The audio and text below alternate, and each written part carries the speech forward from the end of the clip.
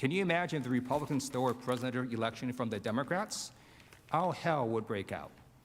Republican leadership only wants a path of least resistance. Our leaders, not me, of course, are pathetic. They only know how to lose. P.S. I got many senators and congressmen and congresswomen elected. I do believe they forgot. President Trump targeted senators and members of Congress on social media, calling them pathetic for letting the election get, quote, stolen from them. On January 4th, 2 days before the attack, President Trump tweeted, "The surrender caucus within the Republican Party will go down in infamy as weak and ineffective guardians of our nation, who are willing to accept the certification of fraudulent presidential numbers." Now he's mocking some Republican members as the surrender caucus, calling them weak and ineffective guardians of our nation because they would not pretend that he had not. And then, the very day before the attack, President Trump's threats grew even more heated and specific towards Republicans that he considered to be part of that surrender caucus. Now, we've shown you this tweet before, but I want to draw your attention to how the president was not just inciting his base, but how he was also calling out specific Senate Republicans at the end of this tweet. This is a specific warning to anyone who won't help him overturn. Anyone who was against the president became an enemy. And let me be very clear. The president wasn't just coming for one or two people or Democrats like me. He was coming for you, for Democratic and Republican senators. He was coming for all of us, just as the mob did at his direction. In addition to going after senators and members of Congress, President Trump also pressured our Justice Department to investigate the false claims that the election was stolen. At the President's direction, Attorney General William Barr, a loyal member of the President's cabinet, authorized federal prosecutors to pursue substantial allegations of voting and vote tabulation irregularities. Bill Barr pursuing these allegations sparked an outcry.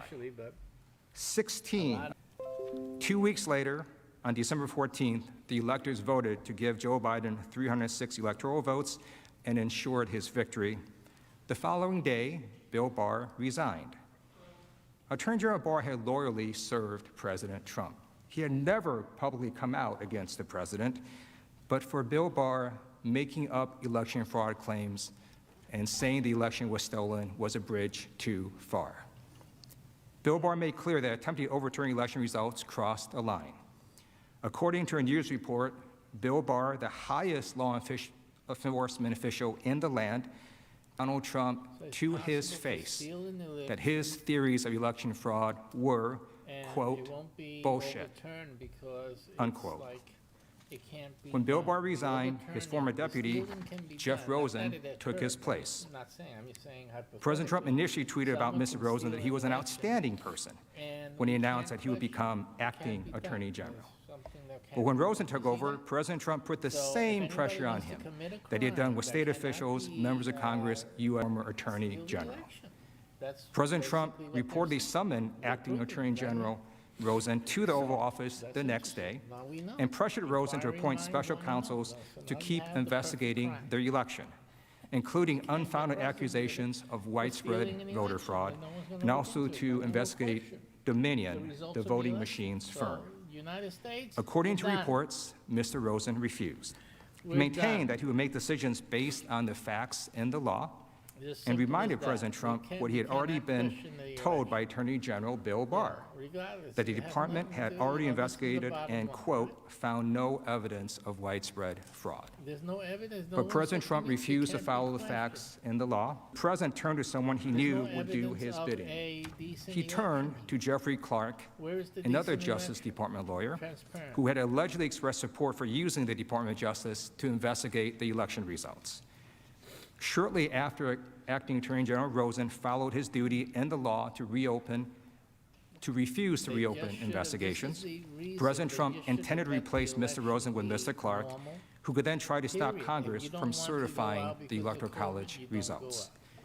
According to reports, White House counsel Pat Cipollone advised President Trump not to fire Acting Attorney General Rosen, Department officials had also threatened to resign en masse if he had fired Rosen. President Trump's actions, time and time again, made clear that he would do anything and pressure anyone if it meant overturning the election results. We watched President Trump use any means necessary to pursue this aim, feverishly grasping for straws at retaining his hold on the presidency. But all his efforts prior to January 6 kept failing. And finally, in his desperation, he turned on his own vice president. He pressured Mike Pence to violate his constitutional oath and to refuse to certify the oath. President Trump had decided that Vice President Pence, who presided over the certification, could somehow stop it. As Pence would later confirm, the Vice President does not have that power in the Constitution. And President Trump never tried to explain why he thought the Vice President could block the certification of election results. He just began relentlessly attacking the Vice President. Publicly, President Trump attacked Pence allies, getting his supporters to believe that Mike Pence could stop this certification on January 6th. Here's what President Trump said in Georgia on January 4th. And I hope Mike Pence comes through for us, I have to tell you. I hope that our great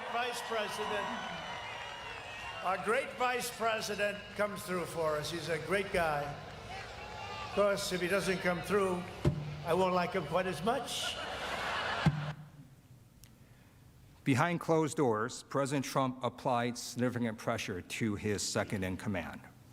Multiple reports confirmed that President Trump used his personal attorneys and other officials to pressure the Vice President. Trump reportedly told almost anyone who called him to also call the Vice President. According to reports, when Mike Pence was in the Oval Office, President Trump would call people to try to get them to convince the Vice President to help him. And President Trump said that Pence could stop the certification to his base to anger them, hoping to intimidate Mike Pence. On the morning of the rally on January 6th, President Trump tweeted, "All Mike Pence has to do is send them back to the states," and in all caps he wrote, "and we win. Do it, Mike. This is a time for extreme courage." President Trump later went on to attack Pence nearly a dozen times in his speech at the same. Privately, in person, before Pence headed to oversee the joint session on January 6, President Trump again threatened Pence. "You can either go down in history as a patriot," Mr. Trump told him, according to two people briefed on the conversation, "or you can go down in history as a pussy." As a veteran, I find it deeply dishonorable that our former president and commander-in-chief equated patriotism with violating the Constitution and overturning the election. You will see and hear the consequences of President Trump's repeated attacks on the Vice President, the chance of traitor, and the chance of hanging Mike Pence. Thankfully, Vice President Pence stood his ground like our other brave officials stood their ground. He refused the president and fulfilled his duty on January 6th. Even after the Capitol was attacked, even after he was personally targeted, even after his family was targeted, Vice President Pence stood strong and certified the election. Vice President Pence showed us what it means to be an American, what it means to show courage. He put his country, his oath, his values, and his morals above the will of one man. The president had tried everything in his power to seize everything in his attempt to seize power from the rightful victor of the election. President Trump's extraordinary actions grew increasingly more desperate. You saw him go from pursuing claims in the courts to threatening state and local election officials, to then attacking members of Congress and the Senate, to compromising our Justice Department, and then to attacking the Republican vice president. These brave public servants were being pressured by our commander-in-chief to overturn the results. Some of them and their families got death threats. Thankfully, at every turn, our democratic processes prevailed and the rule of law prevailed. It was only because all of these people stayed strong and refused President Trump that our republic held fast and the will of the electorate was seen through. And at this point, President Donald J. Trump ran out of nonviolent options to maintain power. I began today by raising the question of how we got here. What you saw was a man so desperate to cling to power that he tried everything he could to keep it. And when he ran out of nonviolent measures, he turned to the violent mob that attacked your Senate chamber on January 6th.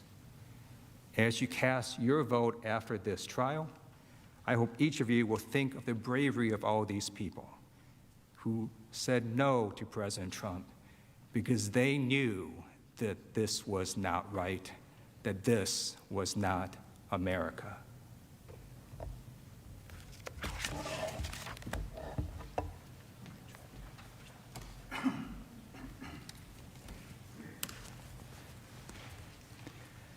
Next, Representative Stacey Plaskett of the Virgin Islands will show in quite chilling detail, I should say, how President Trump was well aware of the threat of violence on January 6th and how he welcomed and amplified his supporters' plans against the Union. I should say, as lead manager, this is a moment of special pride for me because Representative Plaskett is not only the first delegate ever to be on managers in American history, but she was also my law student at American University's Washington College of Law. And I hope I'm not violating any federal educational records laws when I say she was an A student then and she's an A+ student now. Stacey Plaskett.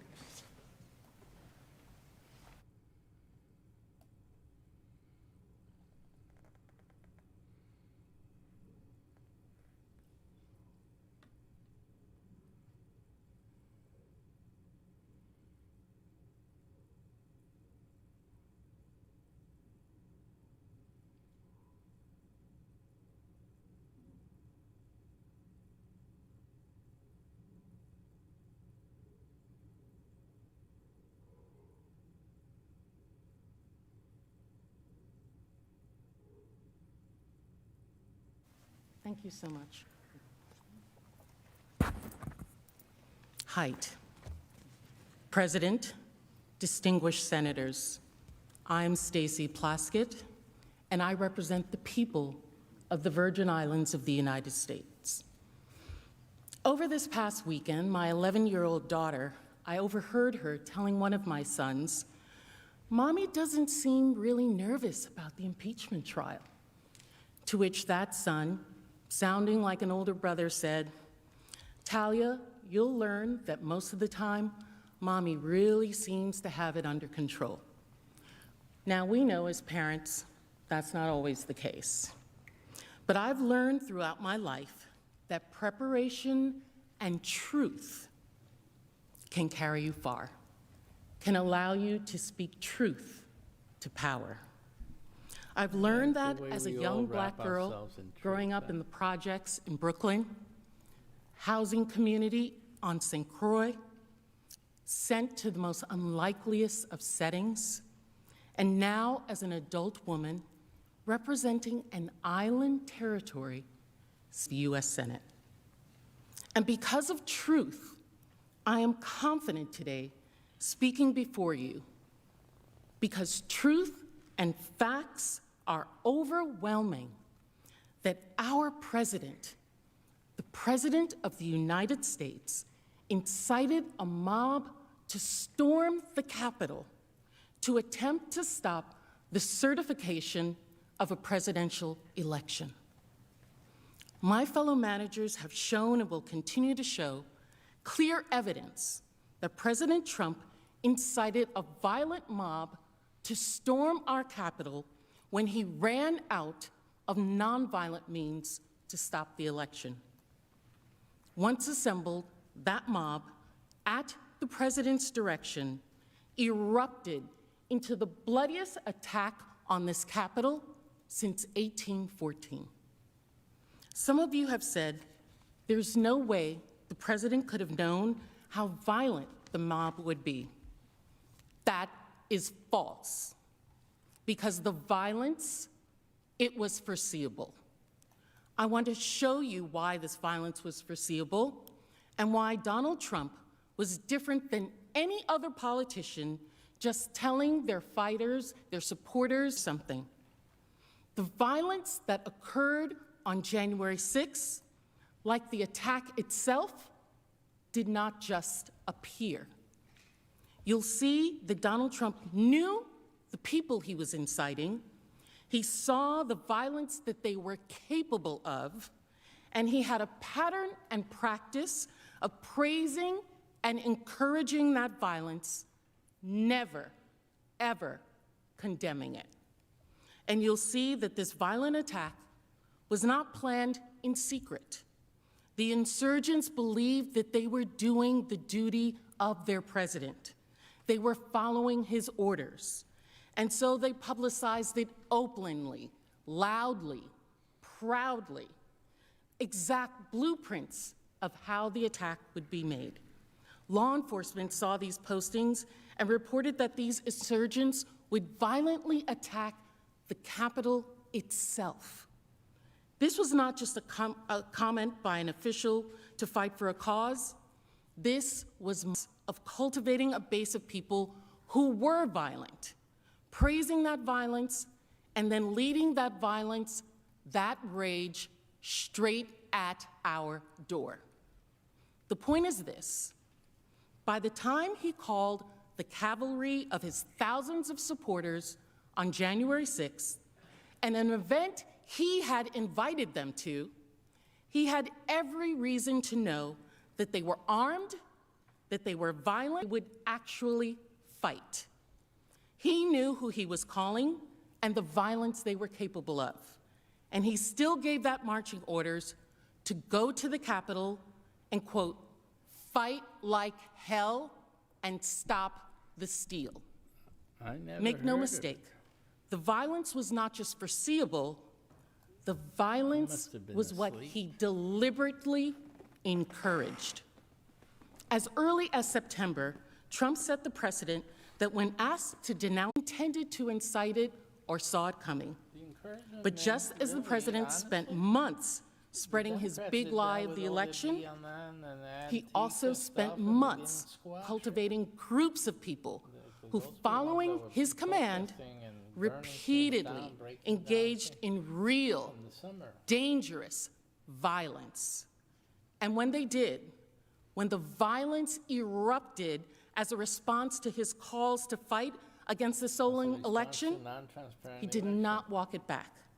He did not tell them no. He did the opposite. The opposite.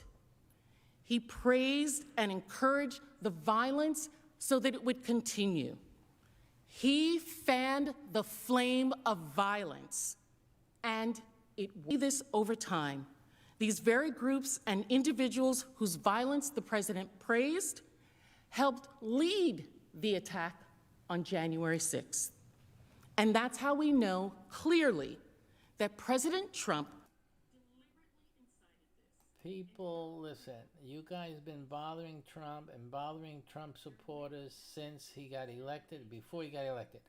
That is what incited whatever went on there, if it was done by people who support Trump.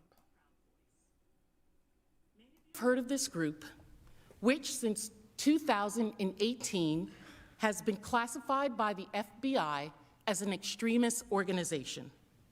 Since that classification, the group has repeatedly engaged in serious acts of violence, including at pro-Trump rallies. In one such act, on September 7th, the Proud Boys attacked a man with a baseball bat and then punched him while he was down on the ground. On September 29th, during a presidential debate, President Trump was asked specifically if he was willing to condemn white supremacy and militia groups, if he was willing to tell them to stand down and stop the violence. Let's watch.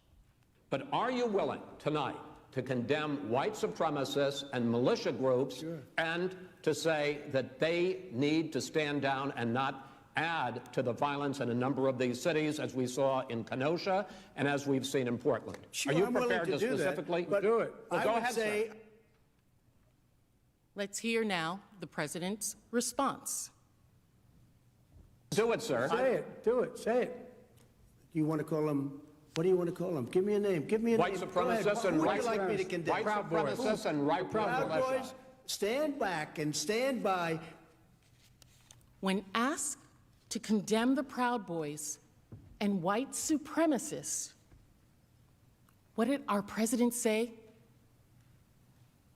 He said, stand back and stand by. His message was heard loud and clear. The group adopted that phrase, stand back and stand by, as their official slogan. They created merchandise with their new slogan, which they wore proudly across their backs at Trump's rallies, and they followed the president's orders. You'll see more about this later in the trial, but you'll see in these photos, to the left, Dominic Pezzola, and to the right, William Pepe, two of the leaders of the group heading to the Capitol on January 6th. They were later charged with working together to obstruct law enforcement. As we go through this evidence, I want you to keep in mind these words by President Trump when asked to condemn violence. Stand back and stand by, and see example after example of the kinds of people like the Proud Boys who he had standing by on January 6th. By October, as my colleagues Mr. Swalwell showed you, Donald Trump was escalating his big lie that the only way he could lose the election was if it was rigged. So, as Election Day neared, his supporters were frustrated and they were angry. They were prepared to ensure his victory by any means necessary. One of these violent acts was on October 30th, sometime after 12:30 p.m. A caravan covered in pro-Trump campaign gear confronted and surrounded cars carrying Biden-Harris campaign workers and a Biden-Harris campaign bus as they were traveling down Interstate 35 from San Antonio to Austin.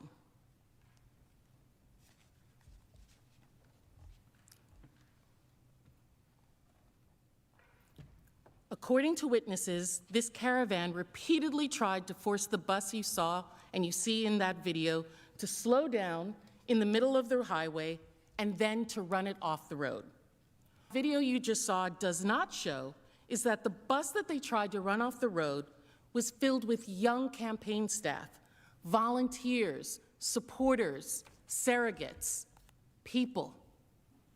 As the Trump supporters closed in on the bus, a large black pickup truck adorned with Trump flags suddenly swerved and crashed into a car driven by a Biden-Harris volunteer. News of the event went viral on social media. The President of the United States, in a campaign, supporters trying to run a bus carrying his opponent's campaign workers off the highway, to physically intimidate people in this country campaigning, tweeted a video of his supporters trying to drive a bus off the road. You'll recall in that first video that I showed you, there was no sound. Well, the one that he tweeted had a fight theme song placed to it that the president put that music to that video. And he added at the top, "I love Texas." By the next evening, that tweet that he did had been viewed 12.6, made light of it. This was not a joke. In fact, it was so violent, it put so many people in harm's way that the FBI investigated the incident and the criminal responsibility of those who attacked these campaign workers. Now, our President Donald Trump could have said, okay, I didn't realize how bad that was. This was very violent. Please stop. But he didn't. Was to tweet the video of the incident that had fight music, joke about it, and call those individuals in that incident. And once again, Donald Trump's praise worked to incite them further. Emboldened by that praise, they remained ready to fight, ready to stand back and stand by. This link is not hypothetical. Just like we saw with the Proud Boys showing up in full force on January 6, Donald Trump's encouragement of this attack made sure his supporters were ready for the next one. The caravan bus attack had been organized by a Trump supporter named Keith Lee. Leading up to the attack on our Capitol of January 6, Mr. Lee teamed up with other supporters to help to bring people to Washington, D.C. for that day. The morning of the attack, he filmed footage of the Capitol, pointed out the flimsiness of fencing, and then addressed his supporters before the attack saying, quote, "As soon as you all get done hearing the president, y'all get to the Capitol around this place." During the attack, he used a bullhorn to call out for the mob to rush in. He later went to the rotunda himself and then back outside to urge the crowd to come inside. These are the people that President Trump cultivated, who were standing by. I'd like to look at another example. After the election on December 12th, Trump supporters gathered en masse to protest the stolen election in D.C. It was billed by his loyalists as the second Million MAGA March. The rally was organized by Women for America First, that you'll see later secured the permit for the January 6th rally. And who else was there? The Proud Boys, standing by. Donald Trump did not attend that rally, but he made sure to make clear his supporters throughout the day how he felt about the event. At 8:47 a.m., he sent out a tweet. "We have just begun to fight." And then the rally began. And Donald Trump's allies, who spoke at the rally, carried on his message of the stolen election and the importance of fighting to stop the steal.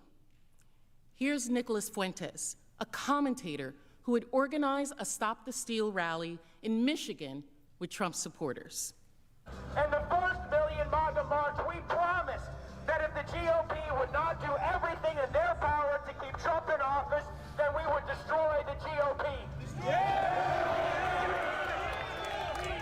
And as we gather here in Washington, D.C. for a second Million MAGA March, we're done making promises. It has to happen. We are going to destroy the GOP.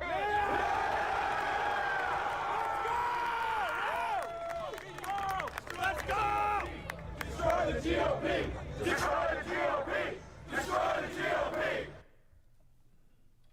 Those words, that was Trump's message. Destroy anyone who won't listen, who won't help them take the election for Trump. And as a preview for Fuentes, who, like the Proud Boys and the Trump caravan organizers, would later heed the president's call and come to Washington and be there on January 6th. Later in the rally, a former Trump campaign spokeswoman, Katrina Pearson, also spoke. During her speech, she stated, quote, "This isn't over. This is just beginning," referring to the fight to stop the steal. And then she added, "We knew both Republican and Democrats were against we the people. We are the cavalry. No one's coming for us." It's clear that Trump and some of his supporters saw this as war, a fight against anyone who was unwilling to do whatever it took to keep Donald Trump in power. We are the cavalry. And President Trump continued to reinforce his support of these messages throughout the day. At 1:48 p.m., after both speeches, he retweeted his deputy, showing his crowd that he had flown over on Marine One, and he tweeted, quote, "Thank you, patriots. These people were, as you can see, gathered en masse and being told by the president's allies that their election had been stolen. And they were told they were the cavalry. And after hearing these speeches and seeing the president's support, this is what Donald Trump's cavalry was capable of.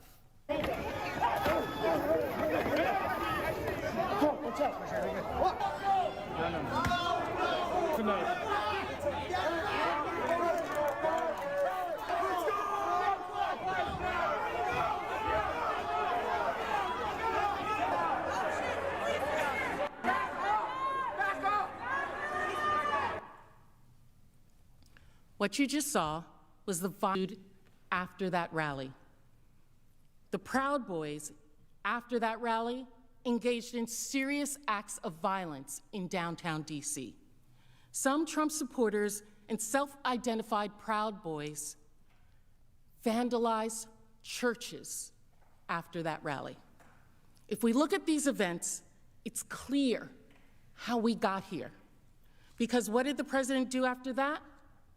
He turned right around, and a little over a week later, he began coordinating the January 6th Save America rally with the same people who had planned the 2nd Million MAGA March. You'll recall that the Women for America First had organized that 2nd Million MAGA March. They had originally planned rallies for January 22nd and January 23rd, after the inauguration. But Donald Trump had us. On December 19th, President Trump tweeted his save the date for January 6th. He told his supporters to come to DC for a big protest, the day billing it as wild. Just days later, Women for America First amended their permit to hold their rally on January 6th, pursuant to the president's save the date, instead of after the inauguration. This was deliberate. Reports confirm that the president himself, President Trump, became directly involved with the planning of the event, including the speaking lineup, even the music to be played, just as he chose the music for his retreat of the caravan driving the Biden-Harris bus off the road with that fight song. And he brought the same people who spoke at the 2nd Million MAGA rally to campaign advisor Katrina Pearson, who you recall said on December 12th that this is only the beginning. We are the cavalry, also became directly involved in planning the event. They even sent out invitations together. This is Amy Kremer, one of the founders of Women for America First, tweeting the invitation, tagging Donald Trump and other organizers, inviting the same supporters who had just engaged in serious violence at the 2nd Million MAGA rally to show up to the largest rally to stop the steal. And President Trump seemed to have other plans for what was going to happen at that rally, too. Women for America First had initially planned for the rally-goers to remain until the counting of the state electoral slates was completed, just like they had remained at Freedom Plaza after the 2nd Million MAGA March. In fact, the permit stated in no uncertain terms that the march from the ellipse was not permitted. It was not until after President Trump and his team became involved in the planning that the march from the ellipse to the Capitol came about, in direct contravention of the original permit. This was not a coincidence. None of this was. Donald Trump, over many months, cultivated violence, praised it, and then when he saw the violence his supporters were capable of, he channeled it to his big, wild, historic event. He organized January 6th with the same people that had just organized a rally, resulting in substantial violence, and made absolutely sure this time these violent rally-goers wouldn't just remain in place. He made that those violent people would literally march right here to our steps, from the ellipse to the Capitol, to stop the steal. This was deliberate. And because the President of the United States incited this, because he was orchestrating this, because he was inviting them, the insurgents were not shy about their planning. They believed they were following the orders of the commander-in-chief. They were, as the tweet we just saw, quite literally his cavalry. So they posted exact blueprints of the openly, loudly, proudly. And they did this all over public forums. These were not just hidden posts in dark websites that Trump would not have seen, quite the opposite. We know that President Trump's team monitored these websites. We know this because his advisors confirm it. An ex-White House and campaign insider, as you'll read, who has known both Scavino and the president for years, said there was no way that Scavino and the Trump social media operation would not have been aware of the planned circulating storm the Capitol. Because, and I quote, "The Trump operation closely monitored the web's darkest corners, ranging from mainstream sites such as Twitter, Facebook, and Reddit, to fringe message boards like 4chan and XChan, now called XCun, to the Donald.win, an offshoot of a banned Reddit community dedicated to rabidly supporting all things Trump. They actively monitored the exact sites, like the Donald.win, on which these insurrectionists wrote their posts. And so what would Trump and his team have seen when they were monitoring these white sites? What would his supporters have said? They would have seen a clear roadmap of exactly what happened. This is an example of a post that was captured from one of the sites dedicated to Donald that we just talked about, shortly before the site was taken down. And the meme reads, quote, "The Capitol is our goal. Everything else is a distraction. Every Congress locked in one room and surrounded by real Americans is an opportunity that will never present itself again." Let that sink in. Think about that. The exact thing that happened on January 6th, that was their goal. And they said it out loud on sites that the Trump administration was actively monitoring. A third-party site captured a post on the Donald.win where one user posted, quote, "This cannot simply be a protest. It has to be the establishment of the MAGA militia with the command offices set up, with all further militia tactical missions spreading from."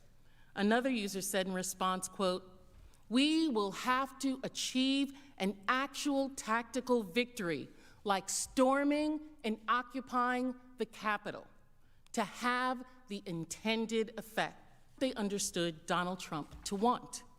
There it is in black and white.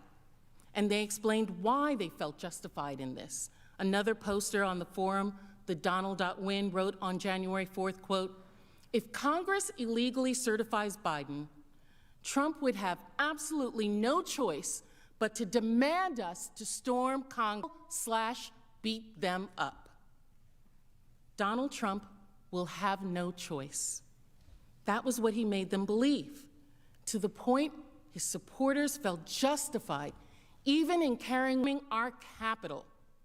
This was in post after post. Here's another.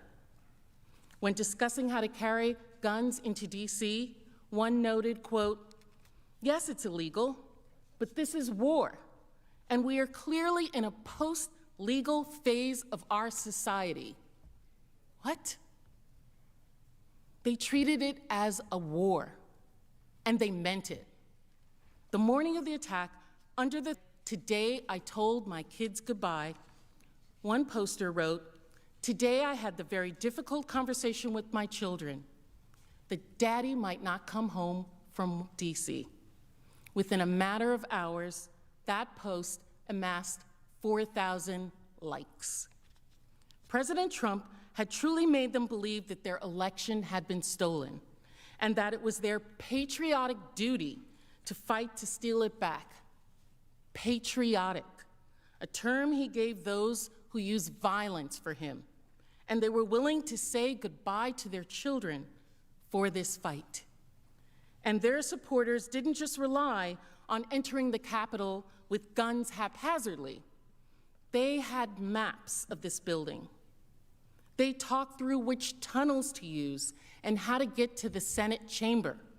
Some posted specific floor plans, layouts of the Capitol, alongside hopes of overwhelming law. Find the tunnels, arrest the worst traitors. Posters also fixated on what they saw as their ability to easily overwhelm the Capitol Police, as, quote, "There are only around 1,000 of them." And again, they urged, quote, "The Capitol is our goal. Everything else is a distraction." There were hundreds of these posts, hundreds, monitored by the Trump administration. And these posts, they were chillingly accurate, right down to communication devices. A new affidavit filed by the FBI described preparations by the right-wing group, the Proud Boys, to storm the Capitol, including using earpieces and walkie-talkies to direct movements throughout the building. This happened. That's the level of planning in advance that occurred. They had earpieces. On the slide, you'll see Proud Boy member Dominic Pizzola has an earpiece in his right ear, consistent with the affidavit. And in addition to these detailed posts, they made clear why they thought they could do this. It wasn't just that they were doing it to following the president's orders. They thought he would help them.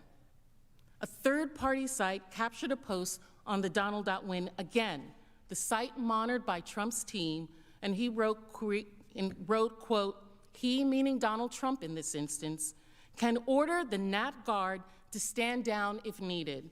Unfortunately, he has no control over the Capitol Police, but there are only around 2,000 of them, and a lot are useless fat asses or girls." It's all right there. The overall goal, maps of the Capitol, the weapons, communication devices. They even said publicly, openly, proudly, that President Trump will help them to commandeer the National Guard, so all they have to do is overwhelm the 2,000 Capitol Police officers. This was reported in the NBC News and the Washington Post with headlines like, "Violent threats ripple through far-right internet forums ahead of protests. Pro-Trump forums erupt with violent threats ahead of Wednesday's rally against the 2020 election." Fox News also reported that the Proud Boys would come to the January 6th rally prepared for violent action, even quoting a Proud Boy member who said they would, quote, "incognito downtown DC in smaller numbers." City officials, seeing these same warnings, also publicly warned about the violence and unlawful weapons at the event. DC Mayor Muriel Bowser cautioned residents of the District of Columbia to avoid the downtown area while the rally attendees were in town. Federal law enforcement warned of these threats also. On January 3rd, a Capitol Police intelligence report warned of a violent scenario in which Congress itself could be the target of the angry supporters of President Trump on January 6th. According to that report, obtained by the Washington Post, supporters of the current president see January 6, 2021, as the last opportunity to overturn the results of the presidential election. This sense of desperation and disappointment may lead to more incentive to become violent. unlike previous post-election protests, the targets of the pro-Trump supporters are not necessarily the counter-protesters as they were previously, but rather Congress itself is the target for January 6th. The day before the rioters stormed the Congress, an FBI office in Virginia also issued an explicit warning that extremists were preparing to travel to Washington to commit violence and, quote, war, according to internal reports. The FBI report cited to an online post where the user declared that Trump supporters should go to Washington and get violent. The supporter said, quote, "Stop calling this a march or a rally or a protest. Go there ready for war. We get our president or we die." These threat warnings were not just hypothetical. Actual arrests occurred in the days leading to the attack. On January 4th, 2 days before the rally, one extremely well-publicized arrest was of a Proud Boy leader who destroyed a church's Black Lives Matter banner a month earlier, 12th Second Million MAGA March. Report emphasized that when he was arrested, he was carrying high-capacity firearm magazines, which he claimed were meant to be supplied to another rally attendee for January 6th. By the night of January 6th attack, D.C. police had already made 6 arrests in connection with the planned protests on charges of carrying weapons, ammunitions, assaulting police. This is all in public view, all of it. The truth is usually seen and rarely heard. Truth is truth, whether denied or not. And the truth is, President Trump had spent months calling his supporters to a march on a specific day, at a specific time, in specific places to stop invasion. And leading up to the event, there were hundreds of posts online showing that his supporters took this as a call to arms to attack the Capitol. There were detailed posts of plans to attack online. Law enforcement warned that these posts were real threats and even made arrests days leading up to the attack.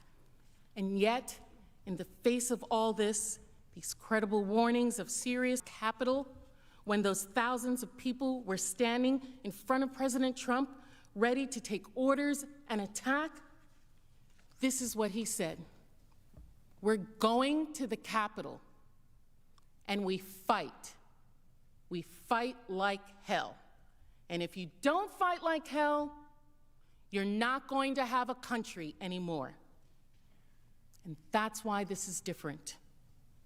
And that's why he must be convicted and disqualified.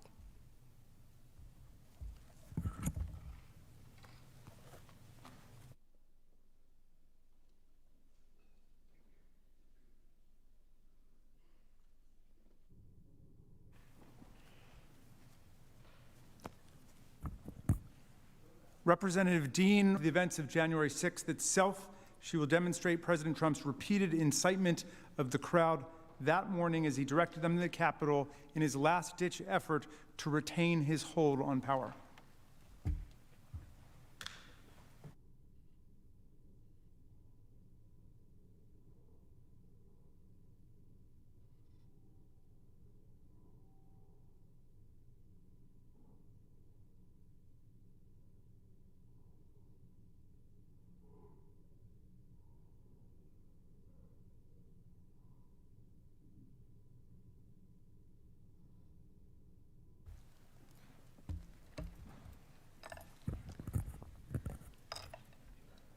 For me and for many Americans, January 6th is forever etched in our memories. I went to work with a sense of excitement, the start of my second term in Congress and the first time I would participate in the certification of a presidential election. And then we all know what happened. I know many of us have similar experiences from that day, but I'll briefly share mine. I stood with colleagues in the gallery above the House floor to observe the Arizona challenge. Moments later, police radios reported a breach of the Capitol grounds. Someone up to us, duck, then lie down, then ready your gas masks. Shortly after, there was a terrifying banging on the chamber doors. I will never forget that sound. Shouts and panicked calls to my husband and to my sons, instructions to flee, and then the constant whirring of the gas masks filtering the air. The chamber of the United States House of Representatives turned to chaos. For Donald Trump, it was a very different day. Earlier, I showed you Donald Trump's desperate attempts to maintain power, ignoring adverse court rulings, attacking elected officials, pressuring his Justice Department, even attacking his own vice president. You saw a man who refused to lose, who was desperate to retain power by any means necessary. You saw a man willing to attack anyone and everyone who got in his way. And you saw a man who thought he could play by different rules. He told his supporters, as my colleague Ms. Plaskett just showed you, exactly what he thought those different rules were. Fight, violence.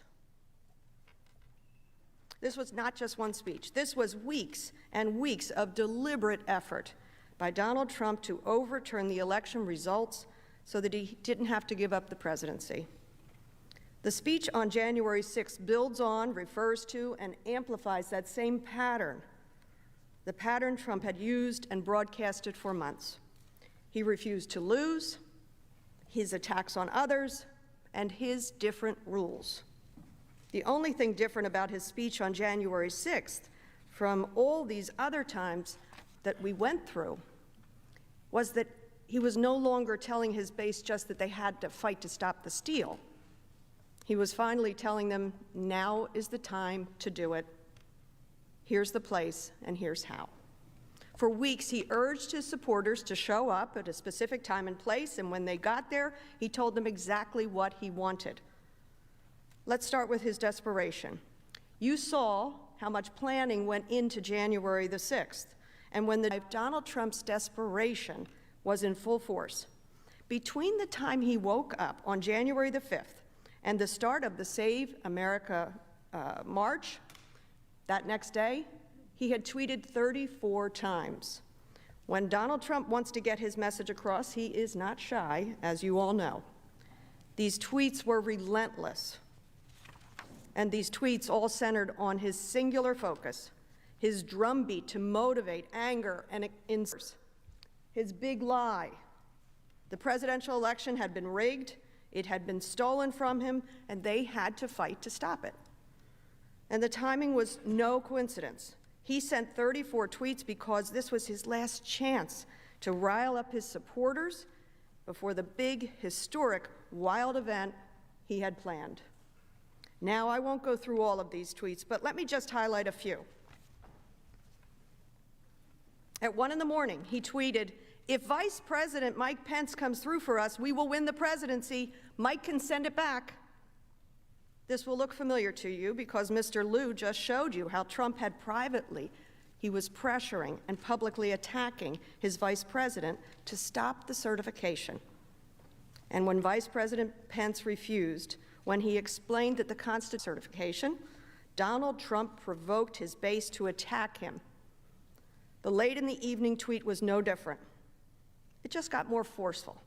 Let's be clear. What Donald Trump was saying, that Vice President Pence could send back the certification, was not true.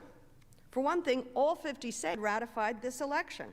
And for another, Vice President Pence explained to him that he does not have the power to unilaterally overturn states' votes and just send the certification back. And Donald Trump knew this, but this was his last chance to get his vice president to stop the certification, and so he was willing to say or do just about anything. These tweets attacking the election as fraudulent, attacking his vice president, and urging his supporters to fight continued throughout the morning. Here's another example.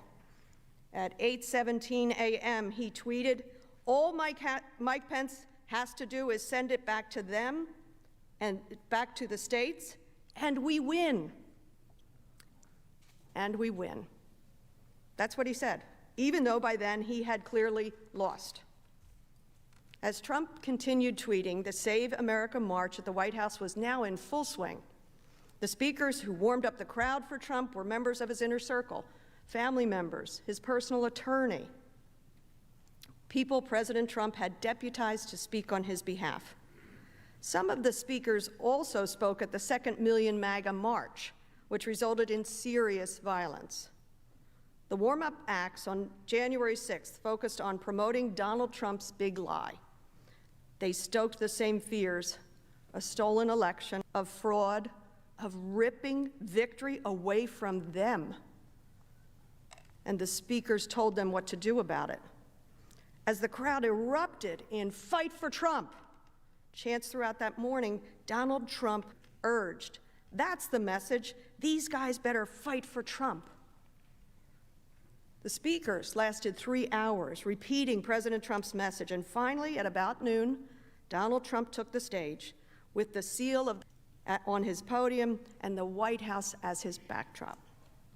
President Trump spoke for more than 70 minutes. His narrative was familiar. It was the same message he had spent months spreading to his supporters. The big lie.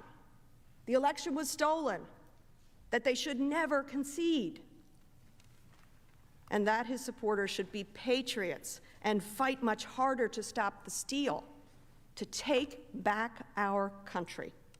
For weeks, but now the message was immediate. Now it was just no longer just fight, it was fight right now.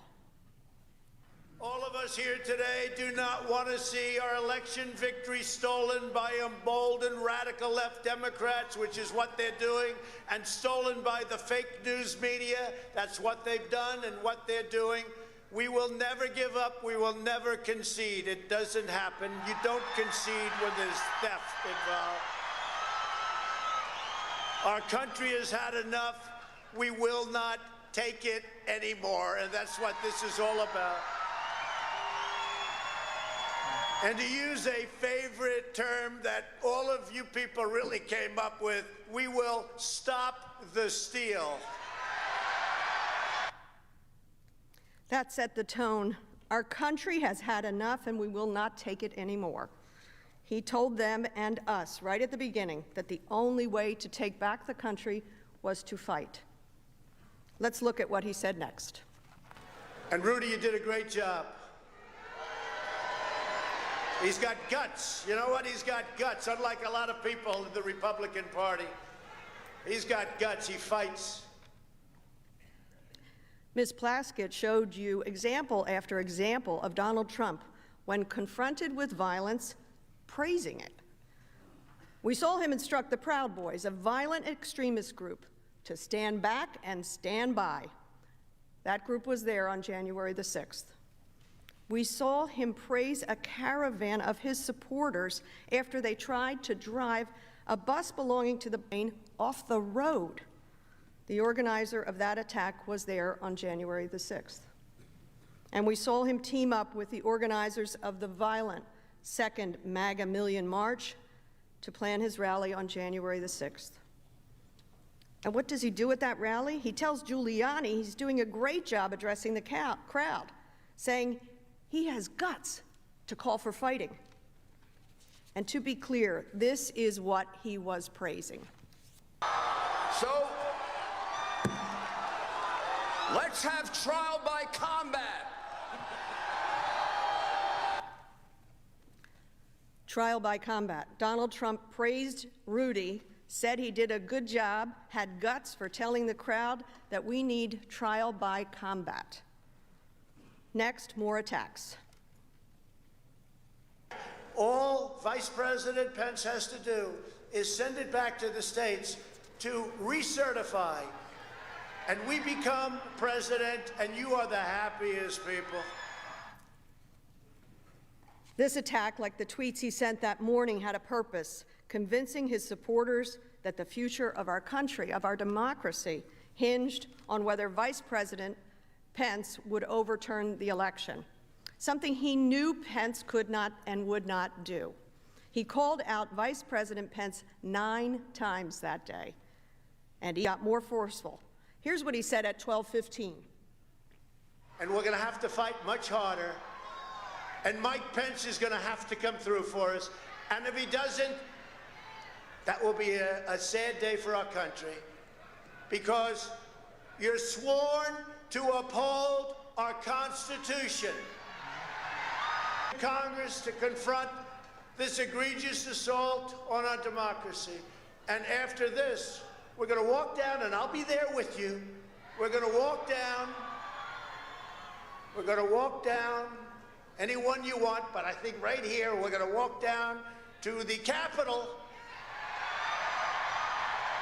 and we're going to cheer on our brave senators and congressmen and women, and we're probably not going to be cheering so much for some of them, because you'll never take back our country with weakness. You have to show strength, and you have to be strong. We're going to have to fight much harder, and Mike Pence will have to come through for us. That's what he said. And he told the crowd what he meant and exactly what to do, literally commanding them to confront us at the Capitol. He even told them he'd walk there with them. This was not true. And then he told them exactly what to do when they got to the Capitol. You'll never take your country back with weakness. You have to show strength. And don't forget who is standing there. The same people Ms. Plaskett described to you. Many people violent. Violent people law enforcement had warned would be armed and would be targeting us. One of President Trump's key defenses focus on what he said for a few seconds, 15 minutes into the speech. I know that everyone here will soon be marching over to the Capitol building to peacefully and patriotically make your voices heard. In a speech spanning almost 11,000 words, yes, we did check, that was the one time, the only time President Trump used the word peaceful or any suggestion of nonviolence. The implication of the president's tweets, the rally, and the speeches were clear. President Trump used the word fight or fighting 20 times, including telling the crowd they needed to fight like hell to save our democracy. We know how the crowd responded to Donald Trump's words, and he knew how they responded to his speech. Here is the evidence of how the crowd reacted. Take the Capitol! Take the Capitol right now! We'll be marching over to the Capitol building. Yeah! To peacefully and patriotically make your voices heard. Storm the Capitol. Invade the Capitol. Fight, fight, fight, fight. Take the Capitol right now. These were the words of the crowd. Trump was telling them to fight, and he would keep telling them to speech. These are not only words of aggression, they are words of insurrection. And if you have any doubt, listen to what he says next.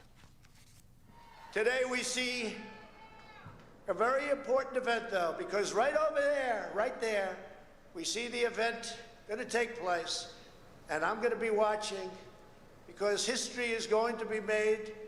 We're going to see whether or not we have great and courageous leaders, or whether or not we have leaders that should be ashamed of themselves.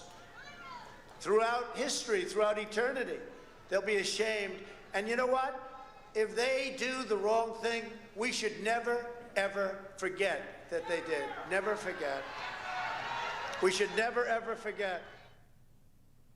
The Commander-in-Chief points to Congress and tells those assembled, I'm going to be watching. History is going to be made. This was clearly not just some rally or march or protest. This was about Donald Trump trying to steal the election for himself.